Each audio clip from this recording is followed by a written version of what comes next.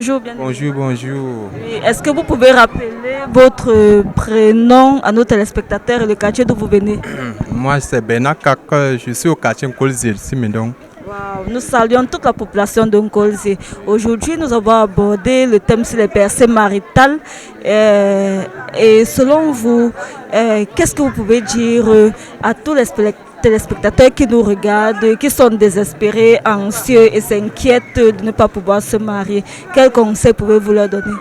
Bref, le pasteur prophète Samuel Lancé a parlé que nous tous, d'après, on doit se focaliser sur les Écritures. Dans Genèse chapitre 2, Genèse chapitre 2, verset 18, qui dit que l'homme ne doit pas rester seul. Il doit être il doit être accompagné. Bon, c'est à base de ces écritures que nous devons nous approprier en faisant la prière. À base de cette prière, Dieu va nous ouvrir les portes pour trouver une femme, que ce soit l'homme, que ce soit la femme. Bon, c'est un peu ça là que moi j'ai retenu pour aujourd'hui. C'était ça, il a tellement préparé et c'est ça qui m'a donc marqué pour moi. Merci beaucoup mon frère. Bon dimanche et à dimanche prochain. Donc nous allons continuer avec les réactions. Bonjour, bonjour ma soeur. Bonjour, Ok, comment vous allez aujourd'hui? très bien. Ok, est-ce que vous pouvez rappeler à nos téléspectateurs votre prénom et le quartier d'où vous venez? Mon nom c'est c'est Mérine Tsang et je viens de Mélin, Minifem. Wow, nous saluons toute la population de Mélène Minifem. Alors aujourd'hui, nous avons abordé le thème sur les personnes maritales et le prophète a beaucoup parlé aux célibataires. Qu'est-ce que vous pouvez donner comme conseil à tous nos téléspectateurs qui sont dans le célibat et qui s'inquiètent de ne pas pouvoir se marier?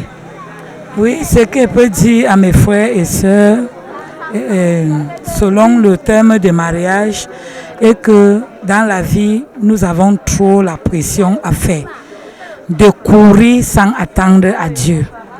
Parce que tant qu'il n'y a pas la révélation de Dieu, ce que tu forces par toi-même, ça ne peut pas retenir, tu ne peux pas tenir. Parce que sans Dieu dans ton foyer, ou sans Dieu pour te mettre uni avec ton homme de mariage, tu ne peux pas réussir dans ce mariage parce que dans le mariage, il y a le combat mystique et physique. Parce que si tu ne te donnes pas à Dieu selon l'attente de Dieu, il n'est pas tard. Parce que la pression fait que nous courons vite pour s'attacher ou que ce n'est pas pour nous. Et enfin, c'est la tristesse et les pleurs qui s'entament. Donc je souhaite à mes sœurs et frères que attendons à Dieu et attendons la parole à Dieu. Parce que si Dieu dit c'est le moment, il te donnera ce qu'il faut. Amen, amen. Et certainement, il le dira. C'est toute notre prière et c'est d'ailleurs la parole qui le dit que tout le monde a droit au mariage car toute femme sort de la côte d'un homme et l'homme a créé mâle et femelle. Donc, tout mâle a sa femelle et toute femelle a son mâle. Merci beaucoup, ma soeur. Bon dimanche et à dimanche prochain. Ok, merci ma soeur. Merci. Bonjour, bonjour, ma soeur. Ok, est-ce que vous pouvez rappeler votre prénom à nos téléspectateurs et le quartier d'où vous venez? Mon prénom c'est Marie-Louise. Et vous venez de quel quartier? Je viens de Kwabang. Kwabang, waouh, waouh, waouh, waouh, waouh, waouh, waouh, waouh. Nous saluons toute la population de Kwabang. Il faut dire que vous effectuez un voyage pour venir ici à TKC. Merci beaucoup. Alors, aujourd'hui, nous avons parlé des personnes maritales et le prophète s'est beaucoup adressé aux célibataires. Il y a des personnes qui sont dans leur maison, des sœurs, des frères, qui sont anxieuses, qui sont inquiètes et qui paniquent déjà parce qu'elles voient l'âge arriver sans mariage. Quel conseil pouvez-vous leur donner aujourd'hui à l'issue de cet enseignement avec le prophète? Le conseil que je peux leur donner, c'est de rester focalisé dans la présence de Dieu et attendre le miracle de Jésus-Christ dans leur vie. Amen, amen, amen. Merci beaucoup, ma soeur, soyez bénie. Effectivement, c'est ce que le prophète a dit. C'est ce que le prophète a dit. Il faut rester focalisé dans le service de la parole de Dieu. Mais maintenant, je vais vous passer la parole pour autre chose. Vous avez certainement un témoignage à partager. Est-ce que vous pouvez le communiquer à nos téléspectateurs? En fait, le témoignage est basé sur ma délivrance. Il y a de cela 1 an et demi, depuis le premier jour, depuis le jour où mon mari était allé prendre ma liste de mariage, où tout a déclenché tous les problèmes de la vie. En fait, j'avais conçu un enfant. Pendant qu'on partait prendre ma liste de mariage, la liste de la dot, j'étais enceinte d'1 mois. C'est depuis le retour de la liste-là que tous les problèmes avaient déclenché. Les maladies, chaque jour, nuit et jour, j'étais toujours malade. Mon mari se posait même déjà des questions. Quand je rentre donc là-bas étant enceinte, pendant que j'étais enceinte, j'ai eu tellement de problèmes. Au final, pendant le jour que je partais accoucher, j'ai malheureusement perdu ce bébé à 3 jours après la naissance. Pour rien comme ça, on ne savait même pas ce qui arrivait à l'enfant, puisque j'avais fait 2 jours internés. C'est le jour qu'on me libère, la première nuit qu'on passe à la maison, qu'on découvre le matin que l'enfant n'est plus. Et ça m'a traumatisée, c'était un choc terrible dans ma vie. Et non seulement j'ai perdu l'enfant, et déjà sur la table d'accouchement, ça n'a pas du tout été facile. Pendant que j'étais en contraction, en travail, il y a par moment, il y a les 5 minutes de contraction, parfois un petit sommeil te prend.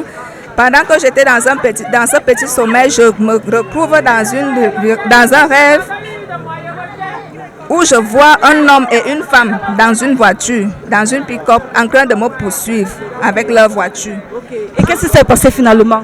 Ce qui se passe, c'est que pendant les 40 jours de prière, je me suis retrouvée, puisque les problèmes là ne se sont pas arrêtés. Malgré que j'avais perdu l'enfant, ça continuait, ma santé, ça n'allait plus.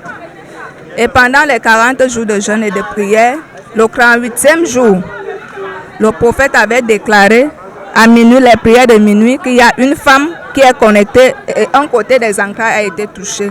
Et il avait également dit qu'il voit un problème de saignement anormal. Et j'avais ce problème-là à l'instant T. Et après la prière pour les saignements s'étaient arrêtés. Waouh, gloire à Dieu. Vous avez totalement été délivré durant le programme de 40 jours de jeûne et de prière. Et ce qui est beaucoup plus poignant dans tout ça, c'est que pendant qu'il avait déclaré que les entrailles sont libérées, la nuit de la prière, de la clôture, encore, il avait lâché la même prophétie et il avait encore déclaré, j'avais reçu la prophétie, j'avais reçu la délivrance. Bon, après les 40 jours, il y a de cela 3 jours. Et c'est même une révélation terrible parce que c'était le 21, c'est le jour où j'avais perdu le bébé. Pendant il y a de cela 3 jours, je me suis retrouvée dans un rêve. En fait, je ne sais pas si c'était vraiment un rêve, parce que je vivais la délivrance en 2 temps, dans le rêve et physiquement, puisque le jour-là, j'avais les douleurs atroces au niveau de ma côte. Dans le rêve, je me retrouve dans une clinique où j'avais des fortes douleurs, les douleurs atroces, et je voyais quelque chose là qui se dessinait et qui me piquait fortement. Je ne pouvais donc pas résister à cette douleur. Je me suis retrouvée dans une clinique où il y avait un docteur. Je me suis approchée du docteur. Je lui dis, pardon docteur, percez-moi un peu le crucifix. Je veux retirer ce qui est en train de me piquer depuis dans mon ventre. C'est comme ça que le docteur vient avec leur matériel, il perce. Et puis je retire. Quand je retire, je vous assure, c'était vraiment une flèche, c'était réel. C'était une flèche, une lance. Quand je retire la lance, j'arrête ça entre mes mains, ça devient la viande boucanée. Quand je vois cette viande boucanée, dans mon rêve, je crie à haute voix, oh Seigneur Jésus, donc depuis que j'avais mangé cette viande, l'estomac n'a pas pu écraser cela. Et qu'est-ce qui s'est passé après?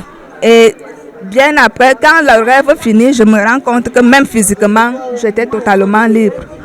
J'étais totalement libre et je me rappelais quand j'ai parlé de ça que depuis 1 an, la viande, si je n'ai pas pu écraser, mon estomac n'a pas pu écraser, je revoyais cette femme qui m'avait donné cette viande. Amen.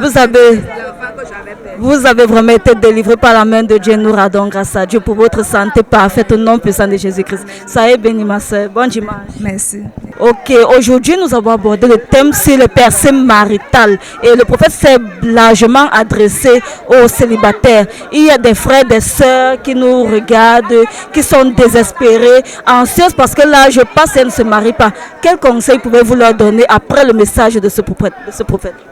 Le conseil que je peux donner à mes soeurs célibataires, parce que déjà moi je suis mariée, mais je viens pour recevoir pour mes soeurs qui ne sont pas dans la ville, parce que je sais que la parole de Dieu n'est pas courte. Lorsqu'on l'écoute et qu'on la met en pratique, on reçoit ce qu'on cherche. Bon, la parole d'aujourd'hui était vraiment idéale. Le prophète est sorti de l'ordinaire.